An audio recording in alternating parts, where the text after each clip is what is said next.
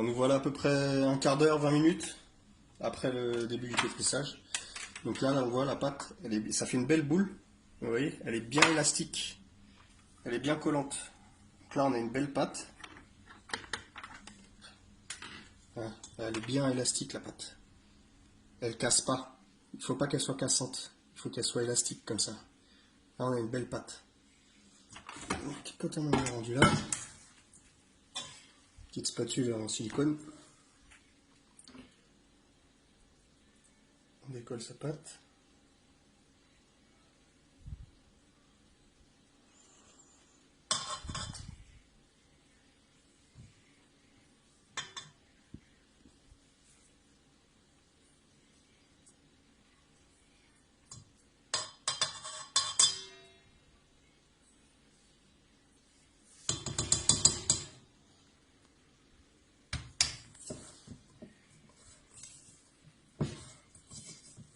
On voit bien une belle texture.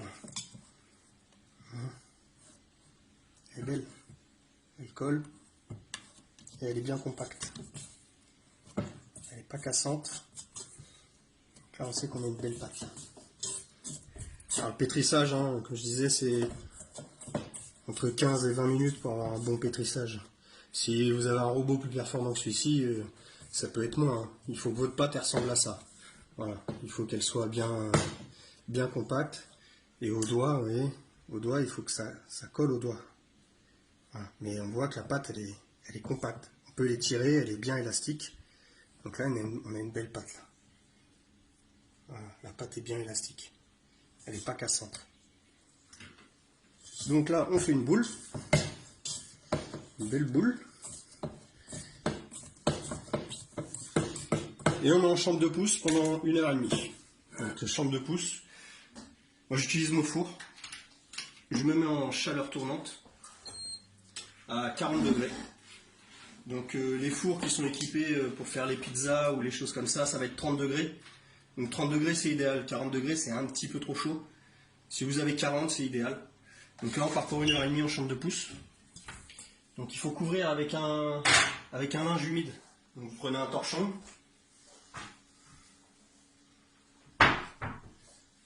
Torchon standard, et vous le mouillez. Pas propre, hein, bien sûr.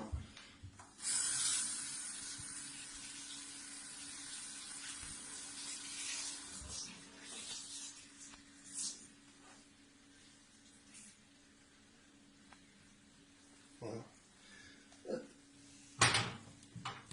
Et on couvre la pâte. Donc, si on couvre pas la pâte, c'est pas dramatique, mais ça va faire une légère croûte sur le dessus, donc c'est un peu plus. Après, elle a un peu plus de mal à monter la pâte. Là, une fois que c'est couvert comme ça, il va pas y avoir de. Ça va pas croûter, donc la pâte va pouvoir bien lever. Donc là, c'est parti pour 1h30. Minimum 1h, hein, si vous voulez que ça pousse quand même un peu. 1h30 c'est bien. Plus vous allez laisser pousser, et plus votre pâte va être aérée, meilleure elle va être.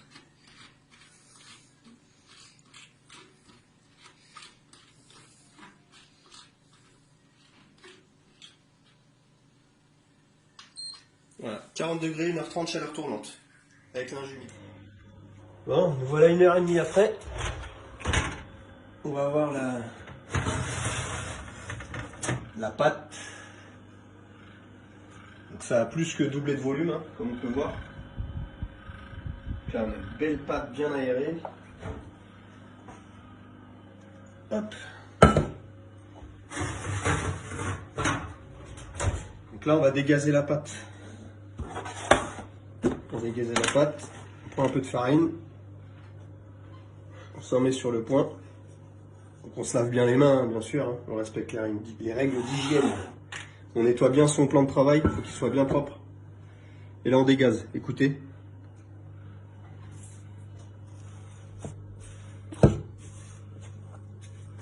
On entend bien le gaz qui sort dedans.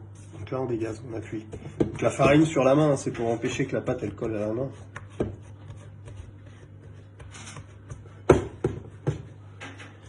Donc là une fois dégazé, hop, on décolle sa pâte.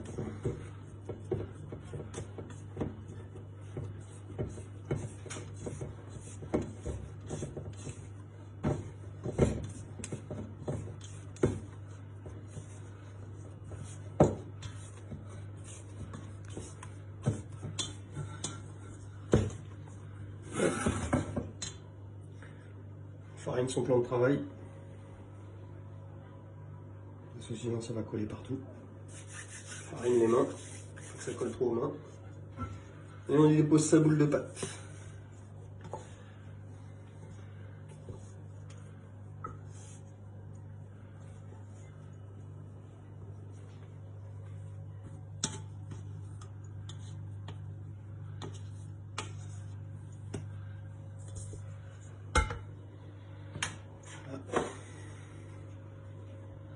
Là, vous voyez, il n'y a pas assez de farine sur mon plan de travail. Là, voilà. Là, ça colle plus sur mon plan de travail. Là, ça me colle aux mains. Donc, je prends un peu de farine, je mets sur mes mains, je saupoudre un peu la pâte. Donc là, on étale sa pâte. On écrase pour faire sortir l'air qui pourrait rester encore dedans.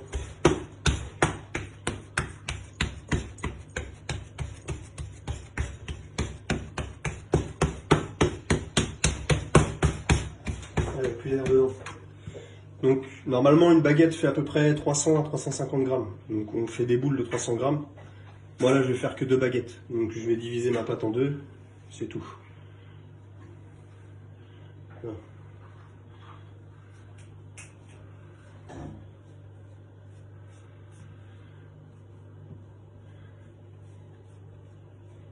Ça fait des baguettes un peu plus grosses, un peu plus épaisses.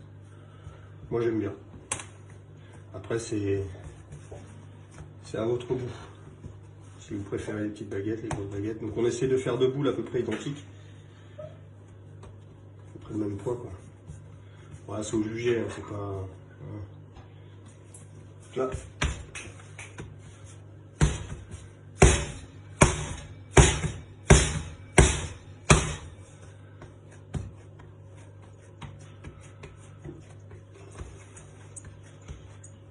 J'étale ma pâte.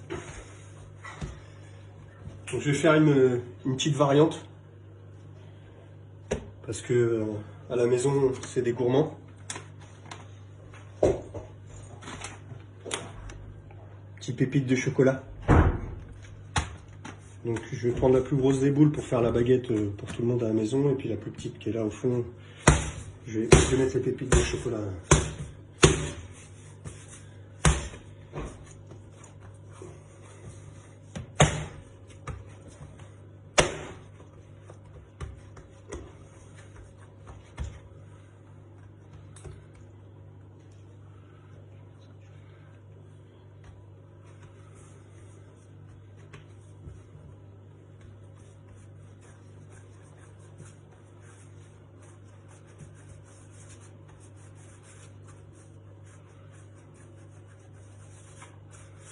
Là on donne la forme à sa baguette.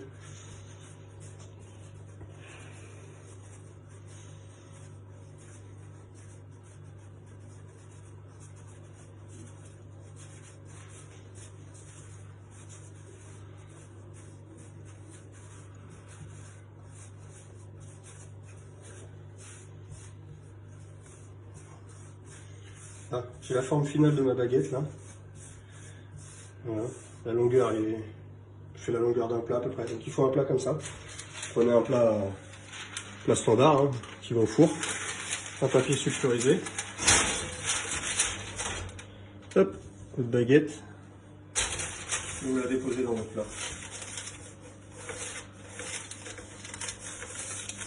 Pas trop près du bord parce qu'elle va encore gonfler. On va laisser reposer une demi-heure. Donc pareil pour celle-là.